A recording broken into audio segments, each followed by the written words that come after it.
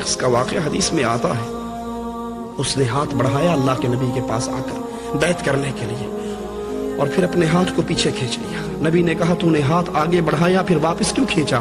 کہا اللہ کے نبی صلی اللہ علیہ وسلم مجھے اپنا گناہ یاد آیا۔ آپ نے پوچھا ایسا کون سا گناہ ہے؟ کہتا ہے اگر میں اسلام لے آؤں اور میرا یہ گناہ معاف ہو جائے تو پھر تو لے آتا ہوں، اور اگر یہ گناہ ویسے کا ویسے رہتا ہے تو میرا گناہ بڑا شدید ہے۔ آپ پوچھتے ہیں ساتھی وہ گناہ کیا ہے؟ یہ کہتا ہے اللہ کے نبی 7 بیٹیوں کو میں نے اپنے ہاتھ سے زمین میں زندہ درگور کیا، اور آخری بیٹی کا قصہ سناتا ہے کہ میں سفر پہ تھا، پیچھے بیٹی پیدا ہوئی، میری بیوی نے اس ڈر سے کہ پہلیوں کو بھی مار چکا ہے اس کو بھی مار دے گا کسی اور کے حوالے کر دی۔ وہ پڑوس سے آتی میرے ساتھ کھیلتی، جب اتنی ہو گئی کہ میرا دل لبھانے لگ گئی اور اس کو بھی یقین ہوا کہ اب نہیں مارے گا، تو ایک دن مجھے کہتی ہے کہ جس سے کھیل رہا ہے یہ جس سے کھیل رہا ہے یہ تیری ہی بیٹی ہے، یہ تیرا ہی نطفہ ہے، میں نے تجھ سے پوشیدہ رکھی اس وجہ سے۔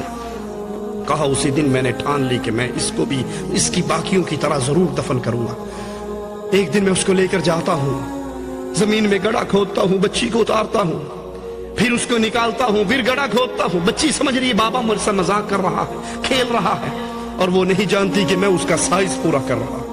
اور جب وہ اتنا ہو گیا کہ یہ بچی اس پہ دفن ہو سکے، میں اس پہ مٹی ڈالنا شروع کرتا ہوں، اور جب اس کا جسم جکڑا جاتا ہے، اسے یقین ہو جاتا ہے کہ یہ مجھے مارنے لگا ہے، تو وہ اپنے جذبات سے کہتی ہے بابا مجھے کس جرم کی سزا دے رہا ہے، میں تجھ سے کوئی چیز طلب نہیں کروں گی، ایک زندگی کی بھیک مانگتی ہوں، ایک زندگی کا سوال کرتی ہوں۔ اے نبی وہ روتی رہی، وہ چیختی رہی، وہ بابا بابا کہتی رہی، اور میرا دل اتنا لوہا ہو چکا تھا، میں اس پہ مٹی ڈالتا رہا اور اس کی چیخوں سمیت میں اس کو دفن کر کے لوٹ آیا۔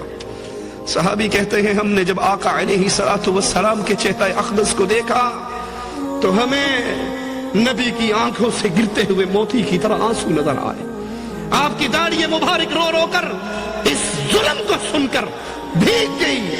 یہ کیفیت تھی اس دور کے لوگوں کی۔